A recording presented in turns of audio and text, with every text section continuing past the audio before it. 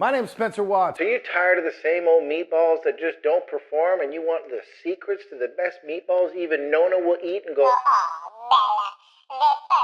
You follow me, I'll show you the way. It's not about how complicated it can be, it's all about the feeling. You gotta feel it.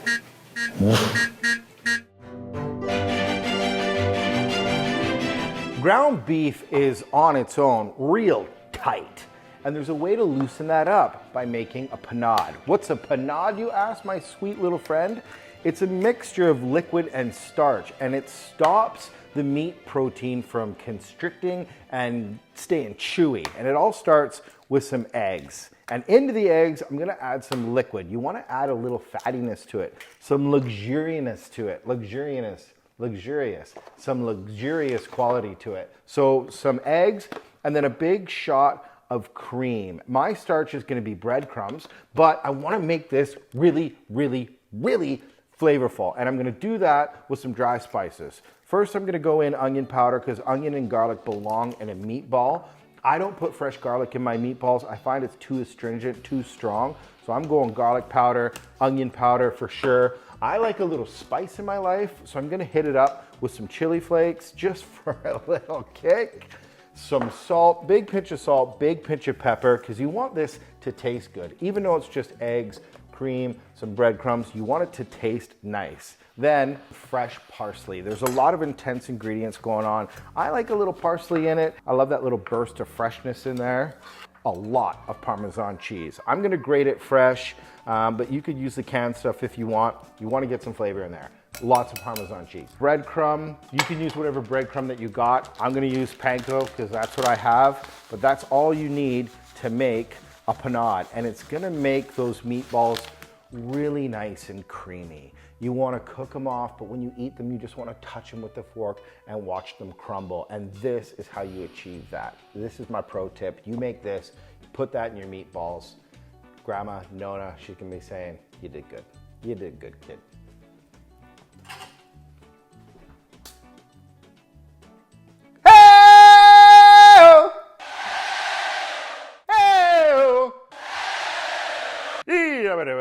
Panade. All right.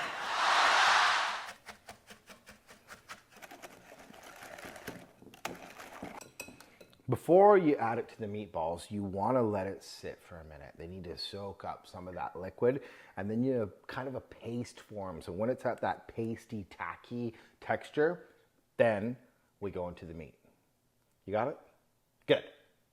A couple things to remember when you're doing these meatballs. One, with the panade, start slow. Get a little bit in there and be gentle when you massage it. You don't want to stress this meat out. You don't want to get it nice and gummy. You just want to get it nice and smooth.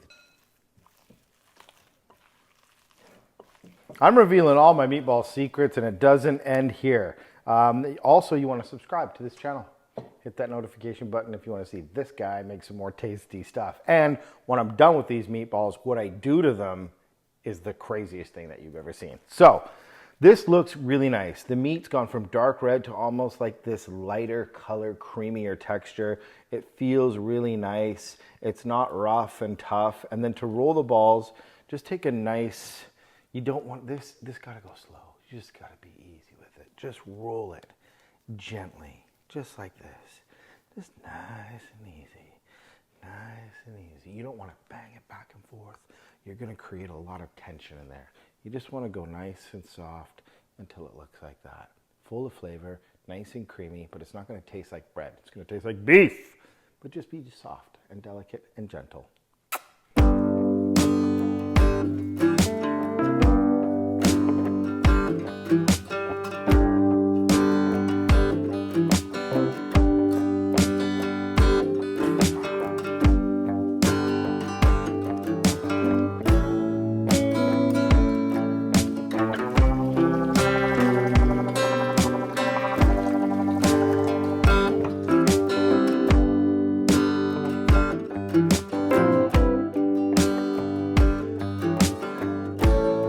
Meatballs looking really good. When it comes to cooking them, the tips and tricks don't stop here.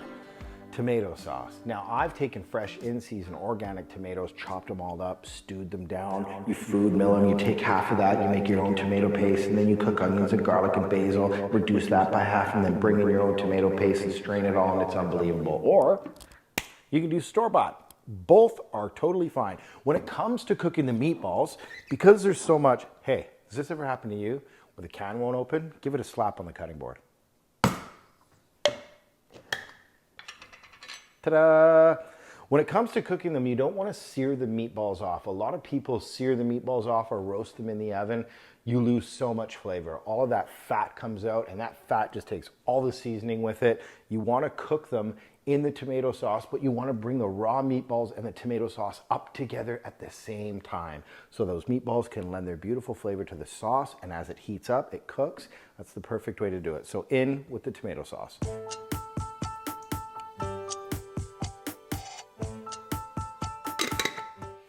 I always put in a nice big fresh hunk of basil for good luck. Get that in there. Then you want to take your time, take the meatballs and then just nestle them in the sauce. Get them really nice and cozy.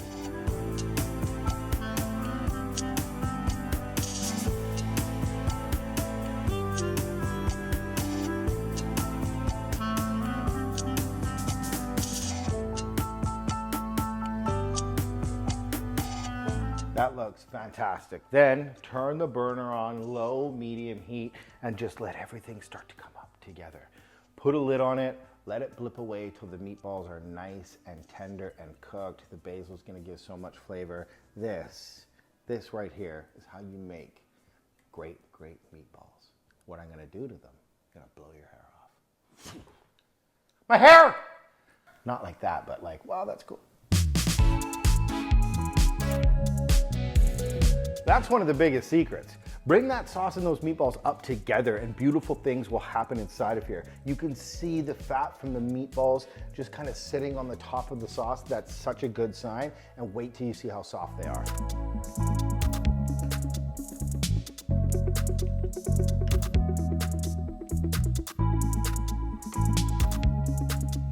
And you can cut it just with a fork.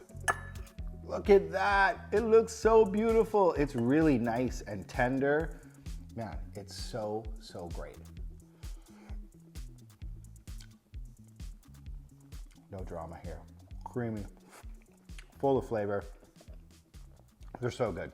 They're so good. They're so simple, cheap to make. And with doing the panade and bringing it up in the sauce, you retain so much flavor. They're so, so good. But I'm gonna take it one step further. Roll with me.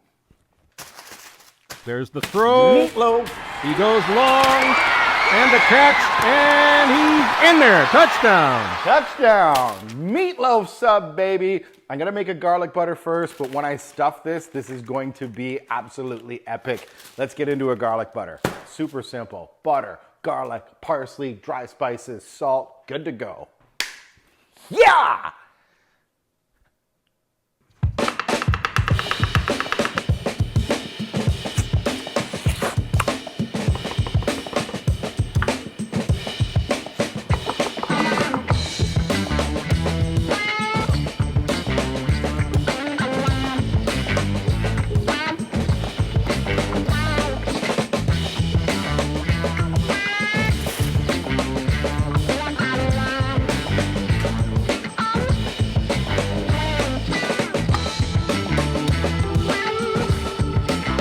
You're a sandwich artist. Get a lot of that butter and really paint the inside of that bread. You want to cover it in that garlic butter. This is going to make it nice and flavorful. That bread doesn't have a lot of flavor, but once you slather it with garlic and parsley and chilies, it's going to be pretty tasty in there. Not to mention a bunch of meatballs are going in there that you just learned how to make. That is super tender and delicious. Tastes like Nona made them. Get it in there.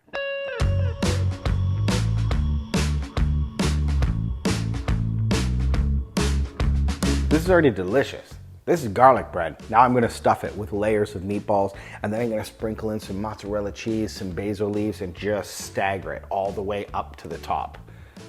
So good.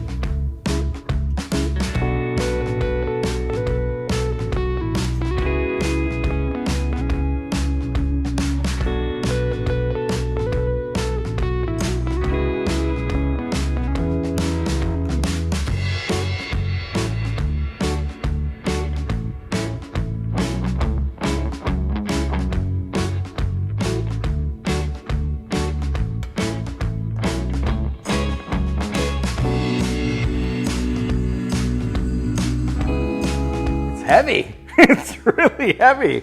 There's a bunch of meatballs in there layered with matzo and basil and then rubbed with garlic butter, but I'm not finished yet. I'm gonna brush the whole thing in garlic butter and bake it till it's really nice and crispy and that cheese is gooey in the middle.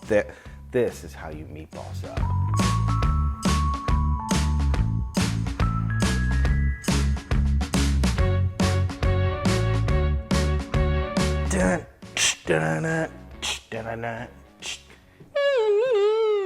That's what comes to mind when I look at this. Covered in garlic butter. The outside's gonna get really nice and crispy and the inside melty, ooey gooey. And those meatballs alone are delicious. Wow,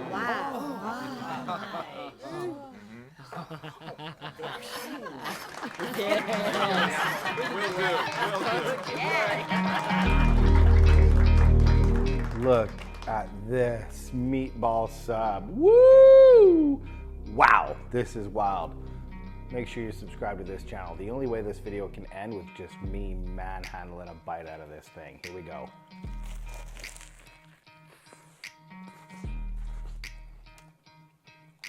Yes!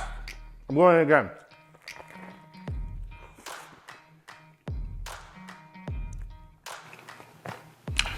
They're pretty good. It's delicious.